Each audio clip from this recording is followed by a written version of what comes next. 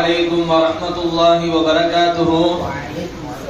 الحمد لله رب العالمين، نحمده ونصلي على رسوله الكريم.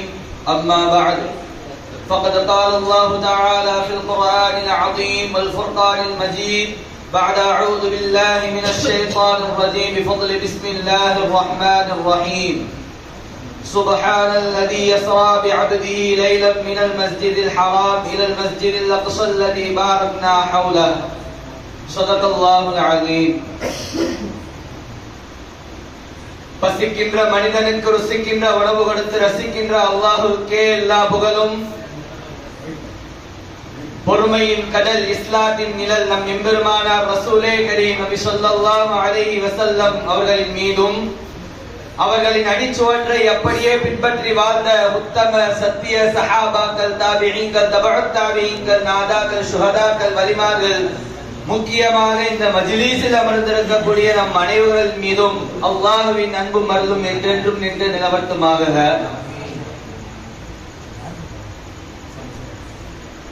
அல்லாஹ்வுடைய மாபெரும் கிருபையால் நாம் மிஅராஜுடைய இரவை நெருங்கிக் கொண்டிருக்கிறோம்.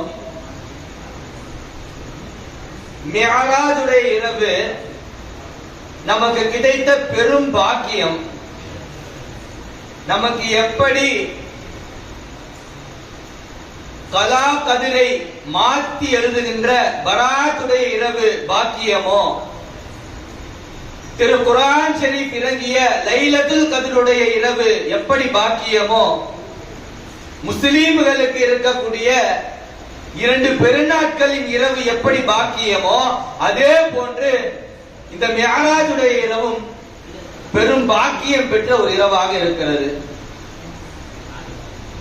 இந்த மிஅராஜுடைய இரவில் தான் ரசூலுல்லாஹி ஸல்லல்லாஹு அலைஹி வஸல்லம் அவர்கள் அல்லாஹ்வை சந்தித்து வந்தார்கள். ரசூலுல்லாஹி ஸல்லல்லாஹு அலைஹி வஸல்லம் அவர்கள் சொர்க்கத்தையும் நரகத்தையும் பார்த்து வந்தார்கள் இந்த மிஅராஜுடைய இரவில். இந்த மிஅராஜுடைய இரவில் பல விஷயங்கள் நடந்திருக்கிறது.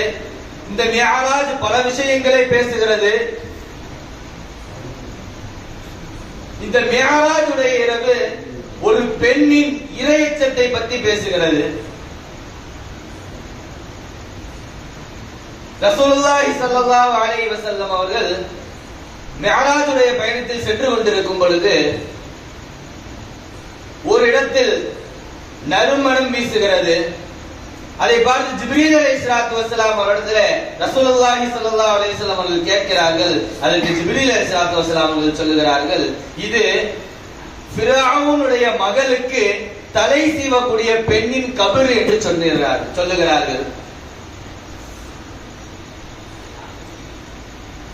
ஃபிரௌனுடைய மகளுக்கு ஒரு முறை அந்த தலை சீவக்கூடிய பெண் தலை சீவி கொண்டிருக்கும் பொழுது சீப்பு கீழே விழுந்து விடுகிறது. அந்த சீப்பை பிஸ்மில்லாஹ் என்று சொல்லி எடுக்கிறார் அந்த பெண். அதை பார்த்த ஃபிரௌனுடைய மகள் தன் தந்தை இடத்திலே சென்று சொல்லிவிட்டார். பிறகு ஃபிரௌன் அந்த பெண்ணை அழைக்கிறார். அந்த பெண்ணை அழைத்து, என்னை கடவுள் என்று சொல், நான் ஒருவன் தான் இறைவன் என்று ஃபிரௌன் சொல்லுகிறார். அதற்கு அந்த பெண், அல்லாஹ் ஒருவன் தான் இறைவன் என்று அந்த பெண் சொல்லுகிறார்.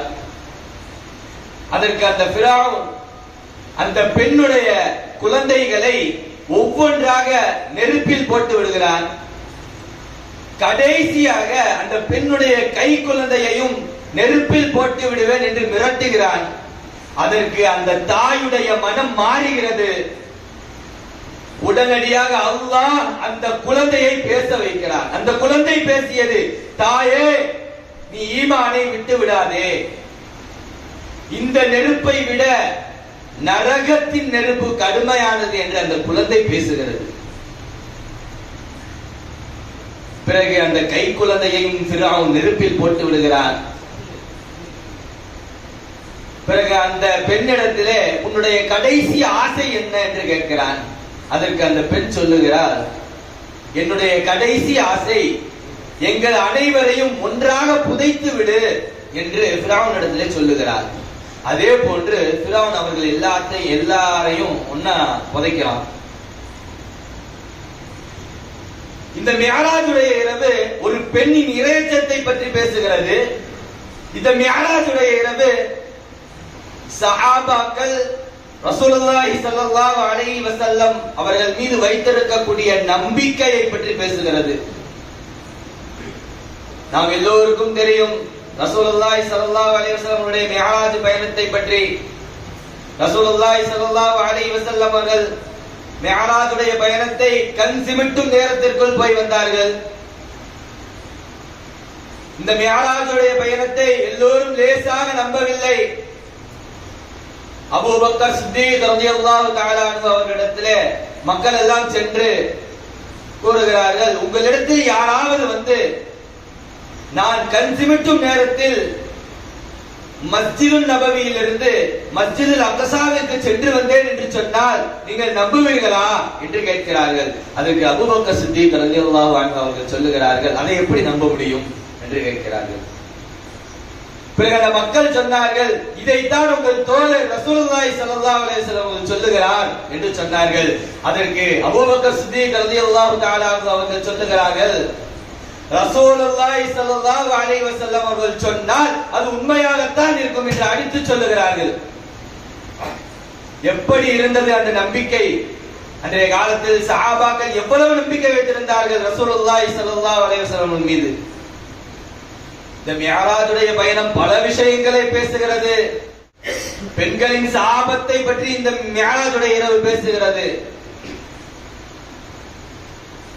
ரசூலுல்லாஹி ஸல்லல்லாஹு அலைஹி வஸல்லம் அவர்கள் நரகத்தின் பக்கம் சென்று கொண்டிருக்கும் பொழுது அங்கு பெண்கள் கூட்டம் கூட்டமாக நரகத்தில் காணப்பட்டார்கள். ஜிப்ரீல் அலைஹிஸ்ஸலாத்து வஸ்ஸலாம் அவர்களிடத்திலே ரசூலுல்லாஹி ஸல்லல்லாஹு அலைஹி வஸல்லம் கேட்டார்கள், இது என்ன என்று கேட்டார்கள். அதுக்கு ஜிப்ரீல் அலைஹிஸ்ஸலாத்து வஸ்ஸலாம் அவர்கள் சொன்னார்கள், இவர்கள் எல்லாம் அதிகமாக சாபம் விடக்கூடிய பெண்கள் என்று சொன்னார்கள். இன்றைக்கு பெண்கள் எப்படியெல்லாம் சாபம் விட்டுக் கொண்டிருக்கிறார்கள். ஒரு ரேஷன் கடையில கூட்டமா இருந்தா கூட போறோம், என்ன இவ்வளவு நெருக்கமா இருக்கு, நாசமா போறவங்க இப்பதான் வருவாங்களான்றாங்க. ஒருத்தர் கடையை லேட்டா திறந்துட்டா இவெல்லாம் நல்லா இருப்பானா, எவ்வளவு நேரம் கழிச்சு நான் எவ்வளவு நேரம் வெயிட் பண்ணுவேன். இன்றைக்கு சாபம் என்பது லேசான விஷயமான ஆகிவிட்டது. இன்றைய பெண்களுக்கு சாபம் இடக்கூடிய பெண்கள் நரகத்தில் தான் இருப்பார்கள் என்று நமக்கு மிஅராஜுடைய இரவு சொல்லி தருகிறது. மிஅராஜுடைய இரவு மிக பெரும் பாக்கியம் பெற்ற ஒரு இரவாக இருக்கிறது. இந்த இரவில் நாம் அதிகமாக நன்மைகளை செய்யக்கூடிய பாக்கியத்தை வல்ல ரஹ்மான் நம் அனைவர்களுக்கும் தருவானாக. எனவே இந்த மிஅராஜுடைய இரவை பயனுள்ள இரவாக கழிப்பதற்கு உங்களுக்கும் எனக்கும் அல்லாஹ் தஆலா தௌஃபீக் செய்வானாக. இதை கூறி என் உரைக்கு திரையிடுகிறேன். அஸ்ஸலாமு அலைக்கும் வ ரஹ்மத்துல்லாஹி வ பரகாத்துஹு.